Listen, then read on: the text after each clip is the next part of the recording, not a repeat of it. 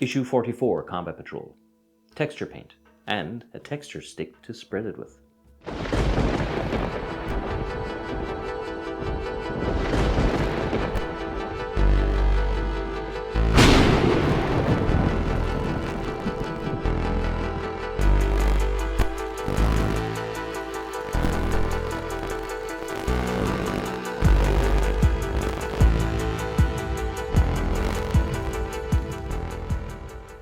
Hello and welcome to The Lucky Roll, an eclectic channel for eclectic games, and today we're going to be looking at issue 44 of Hachette Collection's Combat Patrol. Now this issue comes with two new paints and what's called a texture spreader and a nice picture of the Death Corps of Krieg on the front. Now the interesting thing about paint issues, of course, is that they always come with a little bit of extra lore, but these are the bits and pieces you get with it. So the actual texture spreader is a useful tool. You'd be surprised, but it is actually quite a handy tool, especially with these two parts, because if you have a model that's already built on the base, it just allows you to spread the texture paint through it. This is the texture paint in question. So this is called Astro Granite.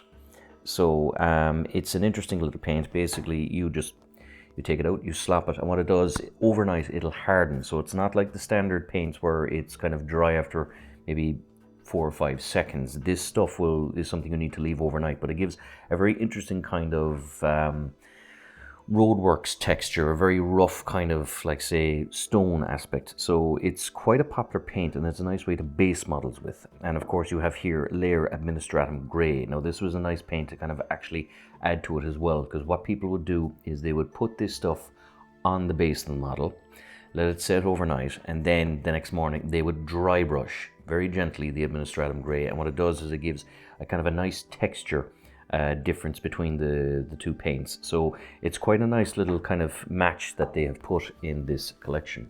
So let's look at the magazine itself and see what we have inside. Now, because it's going through some new painting, a new kind of astrogranite paint, it's going to talk an awful lot about the texture or the technique of dry brushing, which is essentially what I've just talked about. So it goes through it in different steps, but you can use dry brushing, of course, here, as you can see, on terrain, which you don't get much of in this collection, and you can use it on, of course, on, say, basing. So like basing, of course, is what this is all about here, where you're using your texture spreader to kind of base the actual models, and the fact that it's kind of wide and thin allows you to get in between the feet and things like that of the actual models. So again, it's just all kind of basically how to use it. So it's a nice way to kind of put the finishing touch on an awful lot of your bases, like here, for example. And here is a good example where the mini would go on top. There's a natural base there for the mini, but this just allows you to kind of finish off and cover up the rest of the actual base and give a nice little finish. So as you can see here, this would be an example of the Astrogranite and the dry brush of the Administratum Grey. So the nice light aspect of the Administratum Grey just gives a little contrast between the Astrogranite paint and the actual model itself. So it's a nice way to kind of add the finishing touch to an awful lot of your paints, and it gives you some work in progress here on some of the previous models that you have. Because it's a paint issue, it also goes into some lore. So basically, Gork and Mork would be the religion of the orcs. So the orcs worship two different gods. They worship Gork and they worship Mork.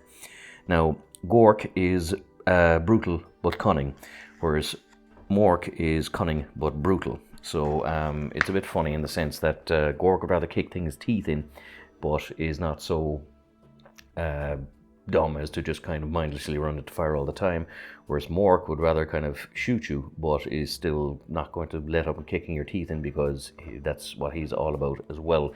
So that's the basic philosophy for the orcs.